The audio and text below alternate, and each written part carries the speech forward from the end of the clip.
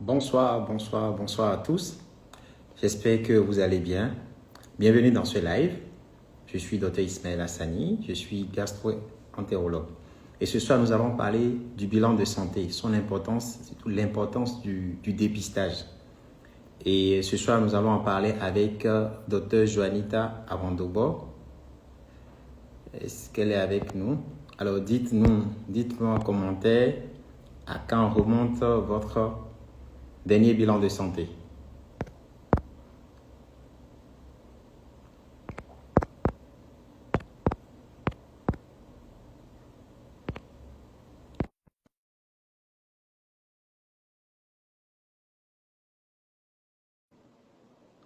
Docteur Marie-Victoire Sen, bonsoir. Cathy, bonsoir. En attendant que Dr Joanita nous rejoigne, dites-nous, depuis quand remonte votre dernier bilan de santé? Et nous allons parler du bilan de santé, pourquoi faire un bilan de santé et à qui s'adresse notamment le bilan de santé. Dr Joanita, bonsoir. Bonsoir, docteur Ismaël Hassani. Comment vas-tu? Ça va, je suis ravie de te revoir. Le vœu les meilleurs. Merci, comme toi. Hein? Merci. Je suis pleine d'énergie et je suis contente de reprendre cet exercice-là. Ça m'avait manqué d'ailleurs. Toujours débordante d'énergie.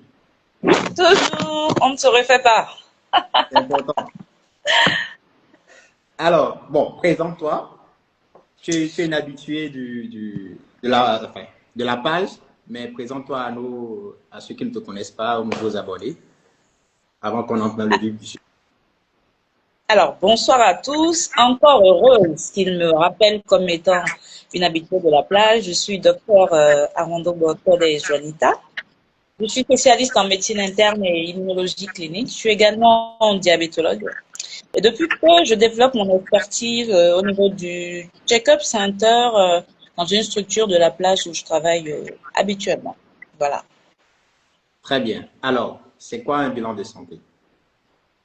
Alors, ce qu'il faut savoir, je ne sais pas si vous le savez, mais c'est que 3/4 des maladies non transmissibles, telles que le diabète, le cancer, les maladies cardiovasculaires, sont des maladies complètement évitables. Évitables comment? Par la modification des comportements alimentaires, juste en adoptant des comportements alimentaires positifs. Ce qui m'amène à vous dire ceci, que l'OMS définit la santé comme un état de bien-être physique, mental et aussi social.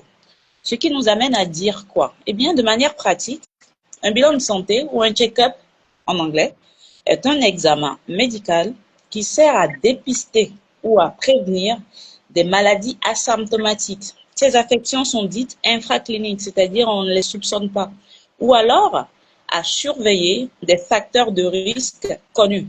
On peut parler d'obésité, de sédentarité, de tabagisme, de dyslipidémie. Ce qui veut dire concrètement qu'un bilan de santé peut s'adresser aussi bien à une personne qui semble être en bonne santé apparente qu'une personne aussi qui souffre de pathologies connues. Et tout ça dans l'esprit d'une prise en charge globale, holistique. Voilà ce que je peux vous en dire.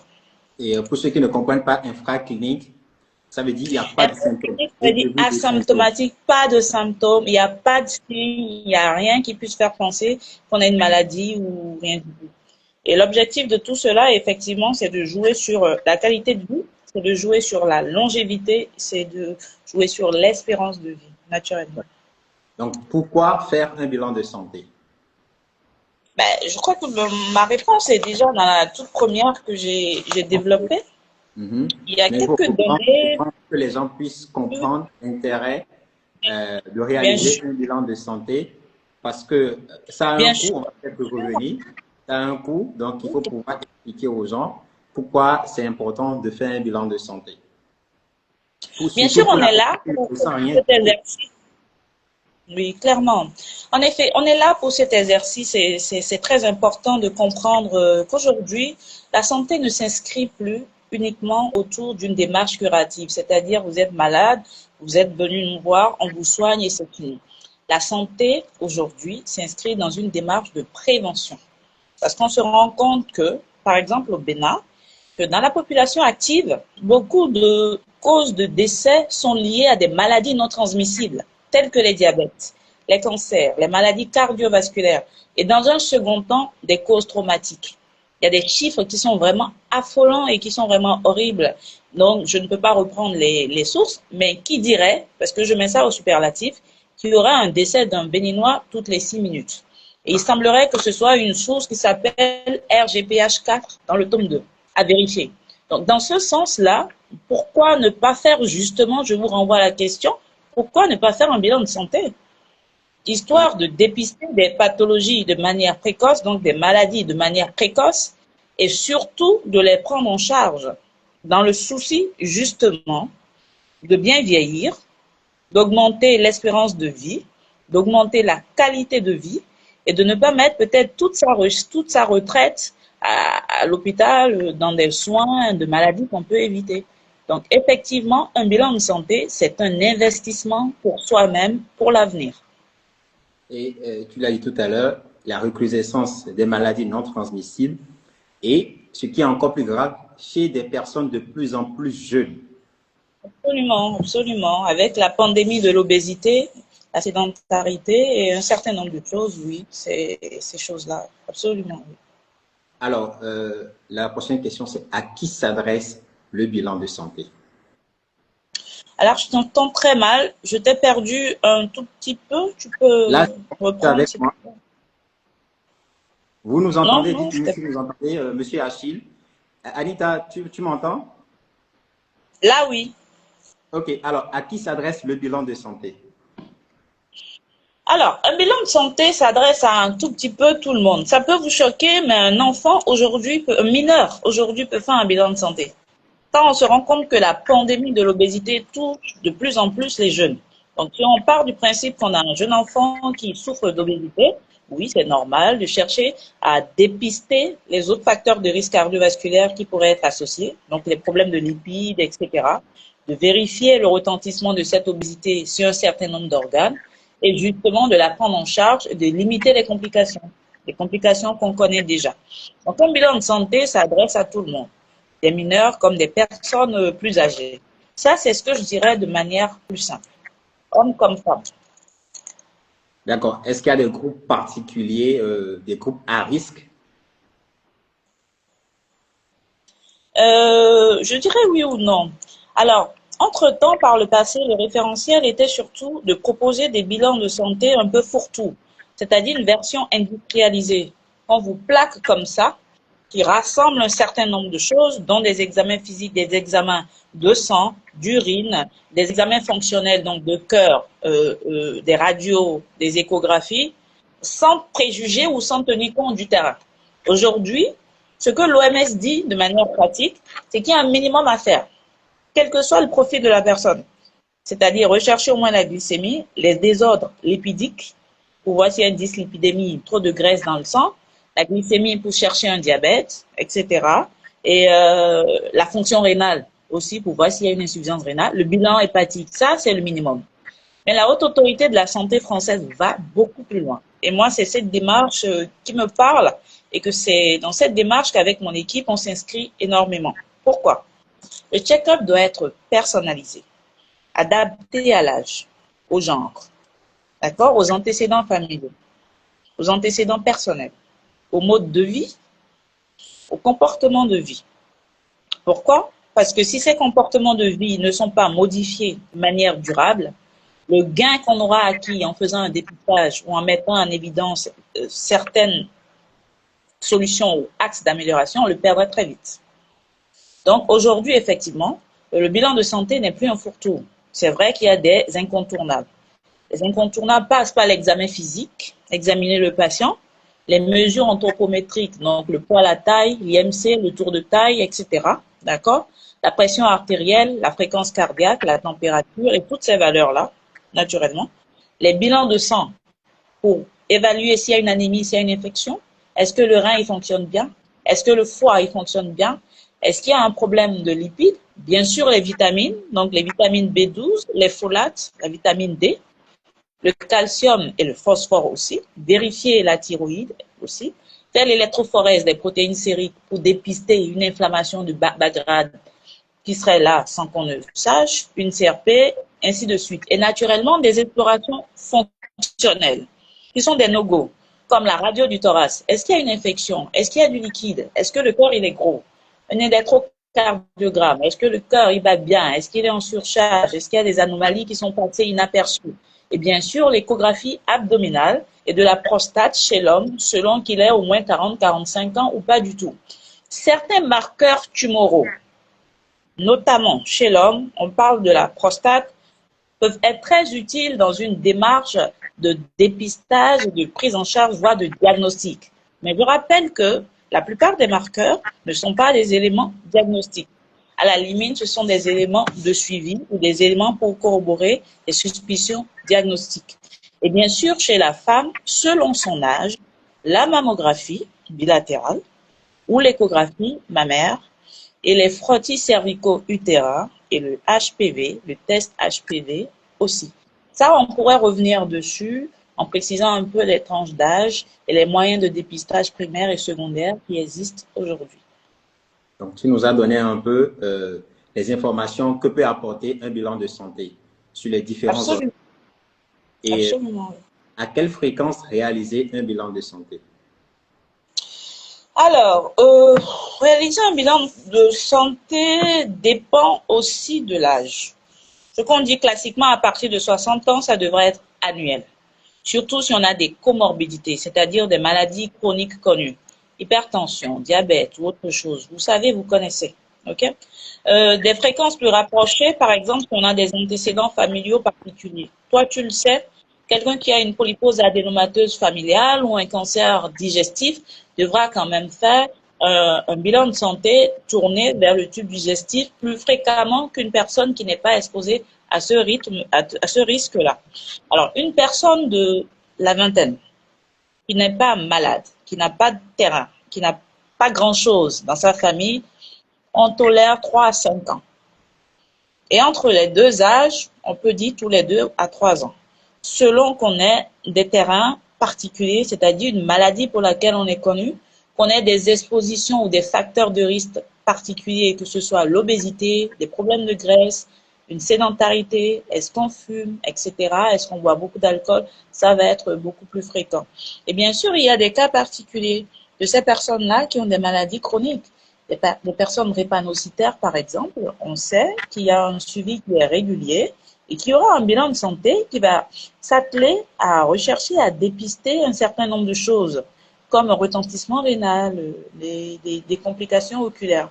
Et j'avais omis de vous dire également, justement, que dans le sens des bilans de santé, il y a ces tests-là qui doivent être faits, des tests visuels, des tests auditifs, pour s'assurer que, tiens, l'audition, elle est bien. Est-ce qu'il y a une baisse de l'audition? Tiens, la vision, elle est bien. Et justement, si vous avez une hérédité familiale de glaucome, on ira jusqu'à vous dépister un glaucome. Tout ça pour vous dire, en réalité, qu'un bilan de santé, ça a l'air tout bête, tout simple, mais c'est toute une réflexion derrière, que le profil du patient doit être défini au plus près par le médecin. Et je pense que l'une des spécialités les plus habilitées, ça va encore être les internistes. D'où le côté transversal, le côté, si on est des spécialistes de système, donc la vision va être globale. Donc on va pouvoir proposer du sur-mesure et suivre derrière et orienter après vers nos collègues spécialistes d'organes, hein, selon la pêche, bien sûr. Donc, retenons que le bilan de santé, il est personnalisé et pour le sujet jeune, on va dire 2-3 ans, qui n'a pas d'antécédent particulier. C'est bien ça? Tous les 5 ans, 20-40 ans, vous êtes bien, vous n'avez pas de facteur de risque cardiovasculaire, dans la famille, tout va bien. Papa n'est pas diabétique, il n'y a pas de cancer, maman n'a pas d'hypertension, il n'y a rien. Tous les 5 ans, c'est correct. Tous les 5 ans, c'est correct. D'accord, très bien. Alors, est-ce qu'il y a des questions?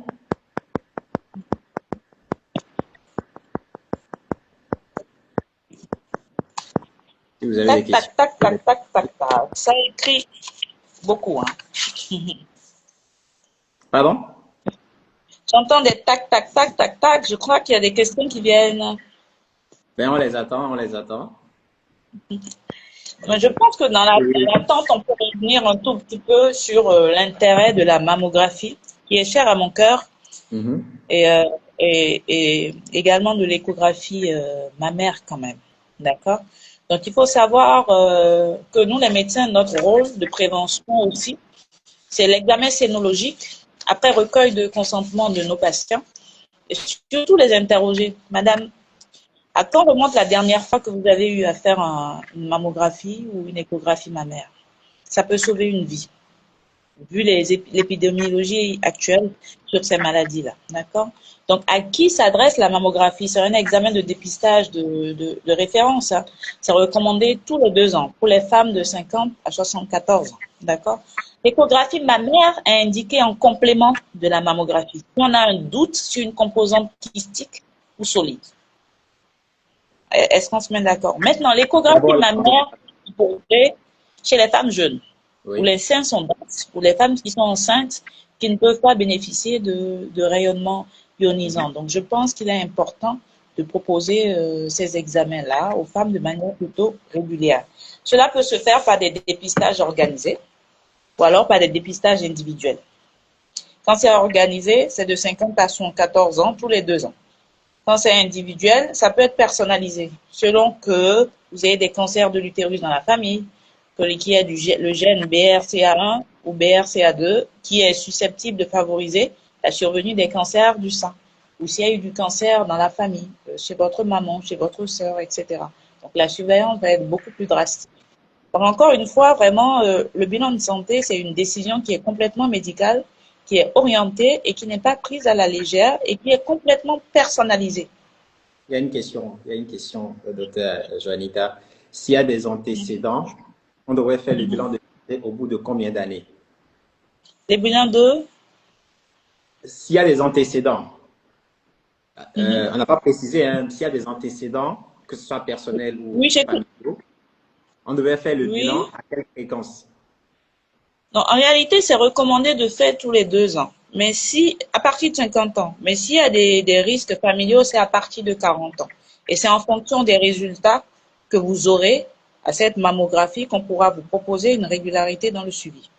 Alors, mais s'il y a des lésions suspectes, on va biopsier. Je pense que ce n'était pas seulement en rapport avec la mammographie, mais le bilan de santé en lui-même. Oui, en réalité, c'est bien ce que je disais. Le bilan de santé dépend de l'âge, dépend du terrain que vous avez, dépend des maladies que vous avez. D'accord? Supposons que vous avez 60 ans, vous avez de l'hypertension ou du diabète, votre bilan de santé est quand même annuel. Oui. Si vous avez un système immunodéprimé, un VIH ou une hépatopathie qui vous immunodéprime, tous les 6 mois. Mais par contre, si vous êtes relativement jeune, c'est le médecin en réalité, sur la base de votre profil, qui vous définira la régularité de votre bilan de santé. Ça ne pourra pas être dit comme ça. De manière généralisée, ça ne se fait plus. Il y a une question, après je vais poser la mienne. Alors, le bilan de santé est-il un privilège des classes aisées? Alors, j'ai envie de répondre en disant bien vieillir et profiter de sa retraite. Est-ce que c'est le privilège des classes aisées? Je pense que tout est une question de responsabilité individuelle. À mon avis, à partir d'un âge donné, il faut investir dans sa santé. Pour moi, j'ai l'habitude de dire à mes patients, en réalité, l'être humain, c'est comme une voiture. Excusez-moi de cette digression, mais c'est comme une voiture neuve que vous achetez à CFAO, tout va bien. Vous la roulez, c'est nickel. Au bout d'un moment donné, on va un peu partout, dans les trous à Glangandan ou n'importe où. Ou sur la marina, vous commencez tantôt à avoir des problèmes de moteur, des problèmes de pneus, des problèmes de ci et de ça. Il faut faire un entretien. L'être humain, c'est pareil. C'est-à-dire que de manière physiologique, quand on grandit, on est dans la phase de croissance, par exemple, les besoins sont différents. Ce que vous mangez va servir à la construction du corps, des muscles et un certain nombre de fonctions. À un moment donné, vous arrivez à un stade de stabilité. Ce qui veut dire que si vous aviez l'habitude de prendre Atassi, Dja, je sais pas quoi, le matin, à 15 ans et que ça passe bien, à partir de 30 ans que vous le faites, vous allez commencer à prendre du poids. Et ça va vous étonner. C'est logique, la physiologie change. Et bien sûr, après 65 ans encore, la physiologie change à nouveau. On a tendance à casser le poids, à perdre le muscle, etc., etc. Quand on a compris ça, On sait que le corps est sans cesse dans une démarche évolutive. Pour moi, ce n'est pas un luxe que de s'accompagner soi-même en allant se rassurer sur son état de santé pour éviter justement de se réveiller en plein bad trip dans la cinquantaine, soixantaine, en se disant qu'est-ce qui s'est passé, pourquoi les médecins ne m'ont rien dit et passer trop de temps à l'hôpital. Pour moi, ce n'est pas du luxe. Ce serait plutôt de l'intelligence pratique. Et il y a des campagnes de dépistage qui sont organisées un peu partout. Vous pouvez profiter Absolument. de cette campagne de dépistage également Oui, pour faire votre check-up, hein, au moins regarder le sucre, enfin, la glycémie, faire un bilan terrain, prendre votre tension artérielle et bien sûr. voilà, un petit bilan, même évaluer la fonction des reins. Et Bien sûr. gratuitement, on va dire, gratuitement, parce qu'il y a des campagnes qui se font soit dans des structures de santé, soit par des organismes qui organisent ou même, il y a même des programmes chaque mois, en fonction des mois, il y a certains centres qui offrent un bilan de santé. Donc, profitez de ces campagnes-là si c'est l'aspect, on va dire, l'aspect financier qui pose problème. Parce que le problème, ce n'est pas la maladie elle-même, c'est le diagnostic tardif qui pose problème. Ouais. Vous refusez Comment? de dépenser peut-être pour dépister quelque chose très tôt et pouvoir prendre en charge cette pathologie. Et vous ne le faites pas. Et après, vous êtes obligé, déjà, comme elle a dit tout à l'heure, comme Anita l'a dit, hein, vous ne serez plus physiquement capable de chercher, de travailler. Vous ne serez plus productif. Ouais. Et derrière ça, vous avez une maladie et vous devrez la prendre en charge à un coût plus Ouais. élevé, plus élevé que la Absolument. prévention. Et on sait quand même que dans nos pays à ressources limitées, c'est-à-dire ressources limitées, que ce soit financières, que ce soit aussi moyens diagnostiques et thérapeutiques. Donc, ça devient de plus en plus compliqué. Combien de fois on ne voit pas des appels à l'aide, des appels à l'aide pour des maladies assez graves, Absolument. des choses parfois qu'on peut dépister plus tôt et agir plus tôt. Donc, c'est une question aussi de Oui. priorité. Hein. Et puis, il y a les assurances aussi. Les Oui, bien assurances sûr. dans ce sens. Et je pense qu'il faut prendre ça au sérieux. Et ma question que je voulais te poser, Joanita, c'est dans ta pratique, disons, le profil du patient ou des patients que tu reçois pour check-up. Quel est le profil de ces patients? Des jeunes, des sujets âgés, avec des comorbidités ou pas? Quel est à peu près le profil des... Alors, d'accord. Alors, moi, rapidement, avant de répondre à ta question, de revenir sur ce que tu viens de dire. Ce que tu viens de dire est très pertinent. Il y a Octobre Rose. Et pendant Octobre Rose, il y a beaucoup de structures qui font des facilités. Il y a le mois de novembre aussi pour le diabète, avec des dépistages gratuits. Le mois de novembre aussi, je crois que c'est le mois des hommes aussi pour les maladies prostatiques. Il y a cette possibilité-là de rentrer dans ces canevas. Mais j'estime qu'il y a une responsabilité importante que les médecins africains, en tout cas, les médecins ne prennent pas beaucoup dans notre contexte de pratique. Il faut sensibiliser les patients. Nous sommes des sachants. Attention, il y a ce risque. Est-ce que vous l'avez fait? La dernière fois que vous l'avez fait, qu'est-ce que ça a donné? C'est très important. Un bilan de santé aussi peut se faire de manière progressive. S'il y a un problème financier, ça peut se faire de manière progressive. Parce que le docteur Ismaël vous a fait remarquer tantôt que nos gouvernements font beaucoup d'efforts de restructuration et d'équipement, bien sûr, mais on n'est pas encore au niveau des plateaux techniques occidentaux. Donc, faire un dépistage, un bilan de santé, dépister rapidement et précocement une maladie vous donne plus de chances de survie, réellement. Parce qu'on n'a peut-être pas tout l'arsenal diagnostique, on n'a peut-être pas tous les moyens thérapeutiques. Alors que quand c'est vu tôt, on peut vous proposer rapidement quelque chose à des prix qui restent plutôt concurrentiels, plutôt que de condamner la personne. Pour simplifier la chose sans être anxiogène, c'est vraiment l'objectif du bilan de santé, c'est de vous permettre de ne pas tomber sur des coquilles, des maladies lourdes. Je vais donner un exemple. Dans ma pratique, j'ai eu une personne, je vais rester plutôt vague, il n'y a pas si longtemps que ça, j'ai proposé un check-up. Au décours de cela, Sur la base du questionnaire que j'adresse, je fais un profiling. Je vous propose un check-up, on valide. Vous venez. Quand vous venez, vous me rapportez d'autres symptômes. Je prends encore de bon terrain.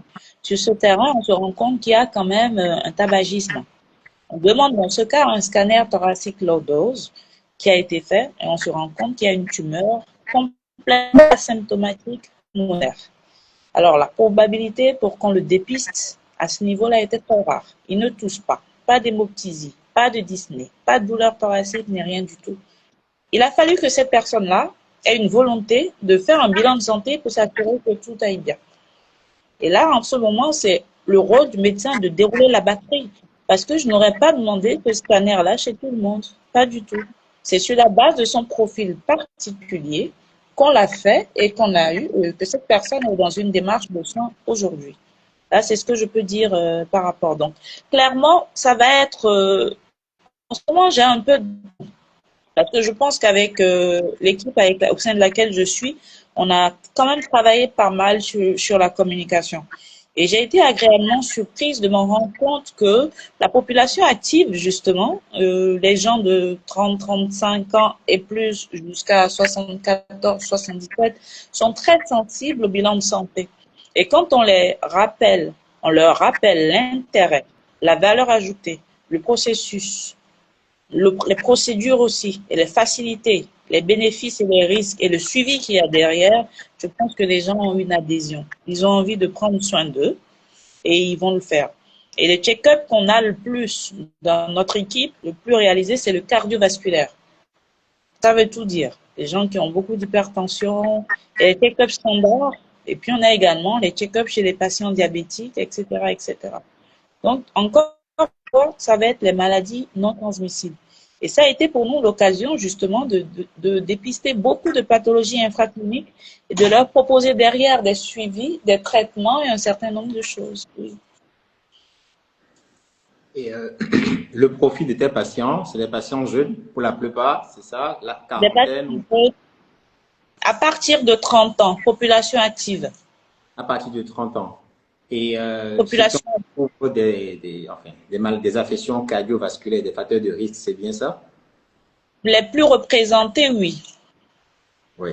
Les plus Ok. représentés dans ma cohorte, ça va être ceux qui ont des pathologies cardiovasculaires, notamment l'hypertension. Après, ça va être ceux qui veulent se rassurer sur leur état de santé. Ensuite, ça va être ceux qui sont diabétiques et qui veulent faire un parcours de soins axé autour du diabète. Et après, on aura quelques-uns, des check-up au féminin, etc., etc. Ok. Alors, est-ce Puisqu'on qu'il y les a... propose par PAC. Ces PAC sont réfléchis pour rassembler un certain nombre de populations homogènes, pour qu'on puisse leur proposer. Et bien sûr, on les personnalise pendant la consultation de synthèse. Lorsqu'ils verbalisent d'autres symptômes, on les examine. S'il y a des choses à compléter, on n'hésite pas. Parce qu'on tient vraiment à ce que ce soit du sur-mesure. Parfait, parfait. Est-ce qu'il y a des questions? S'il n'y a pas de questions, ben, on va commencer à fermer la session. S'il n'y a pas de questions, Alors, docteur Ismaël, j'aimerais vraiment revenir sur un point qui m'intéresse beaucoup, la vaccination HPV, filles et garçons, s'il vous plaît, 11 à 14 ans. C'est la prévention primaire des cancers du col de l'utérus. Et quand on a loupé de 11 à 14 ans, il ne faut pas louper de 15 à 19 ans. Franchement, ça protège beaucoup. Et quand on n'arrive pas à le faire, il faut aller au frottis cervico-utérin, ok, selon l'âge. Ça, c'est le deuxième dépistage, entre 25 ans et 29 ans. Quand on a loupé ce coche entre 30 ans et jusqu'à 60 ans, c'est les tests HPV, haute résolution. Et s'ils sont positifs, on va à la colposcopie jusqu'à la biopsie. Normalement, à 65-70 ans, lorsque 2 frottis cervico-utérins ou 2 tests HPV-HR sont normaux, 2 années successives, on arrête. Maintenant, au cas par cas, après 70 ans, si la personne n'en a jamais fait ou s'il y a des antécédents, on peut le proposer. La fréquence de réalisation aussi, ça diffère. C'est-à-dire si, entre 25 et 29 ans, vous faites votre frottis, il est normal, 2 années successives, ça va être la 3e année. Par exemple, c'est négatif en 2020, négatif en 2021, la prochaine fois, ça va être en 2024. Donc, vous êtes tranquille. Ça, c'est quand vous êtes entre 25 et 29 ans. D'accord? Je ne sais pas si je vais trop vite. Alors, tu peux reprendre pour la vaccination surtout, plus la Alors, la vaccination. Oui. vaccination, c'est la prévention primaire. Ça Mhm. concerne les jeunes garçons comme les jeunes filles. C'est le Gardasil 9. OK? 11 à 14 ans, avant l'âge des premiers rapports sexuels. Quand on a loupé le coche de 11 à 14 ans, on peut faire un rattrapage de 15 à 19 ans. D'accord? Très bien. C'est un vaccin qui coûte autour de 120 000 francs CFA et qui n'est pas souvent remboursé par les assurances santé. Mais je pense que ça vaut le coup quand on peut éviter derrière le cancer du col utérin et toutes les complications. Voilà. Nous, notre Y a- génération n'a pas eu cette chance. Il faut qu'on donne cette chance à nos enfants aussi. Très bien. Maintenant, y a-t-il des doses de rappel? pour les doses de rappel, non, je ne pense pas. Ok. Je ne suis pas sûre de dire des bêtises, mais à mon avis, je ne pense pas.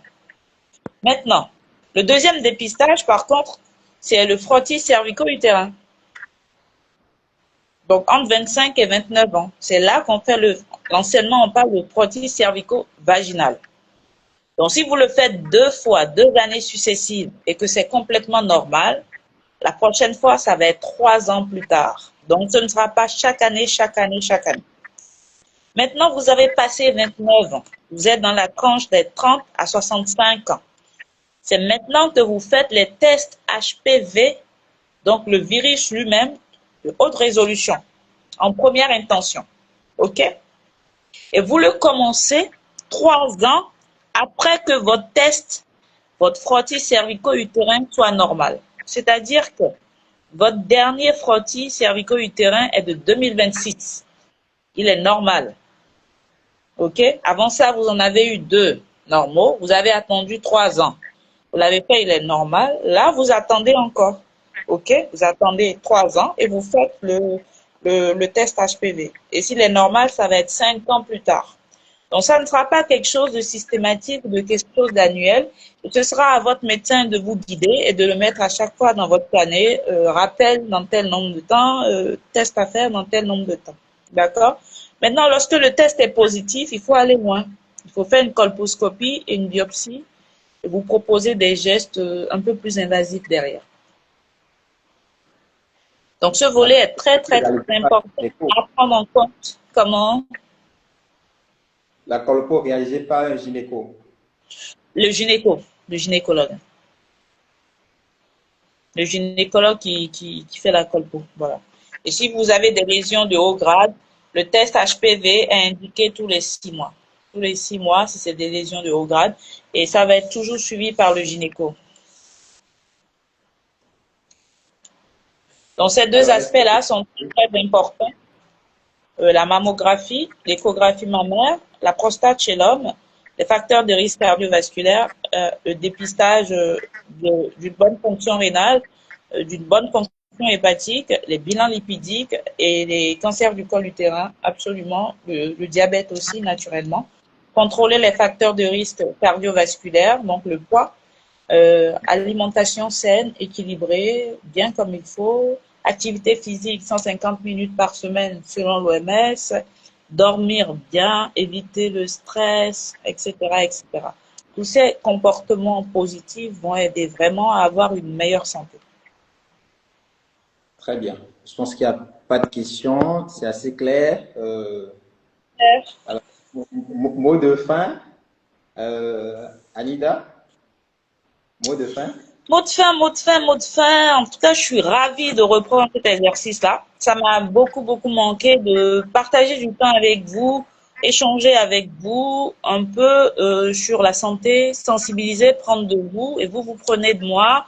Et je remercie Dr Ismaël pour son initiative qu'il maintient depuis des années et qui nous permet vraiment à notre petit niveau d'impacter positivement, de sensibiliser les nôtres sur les problèmes de santé, de leur apporter des axes de solutions et de pouvoir les orienter. Je le remercie encore pour sa confiance. Je vous remercie tous pour votre temps, pour votre patience et j'espère que vous auriez retenu quand même un certain nombre de choses de mon passage ce soir. Merci beaucoup, docteur Joanita. C'est toujours un plaisir de te recevoir par ici. Même Toujours de votre partagé, cher ami. disponibilité et prête à Même partager ses connaissances. Merci à tous ceux partagé. qui nous ont suivis. Ce soir, nous avons parlé du bilan de santé.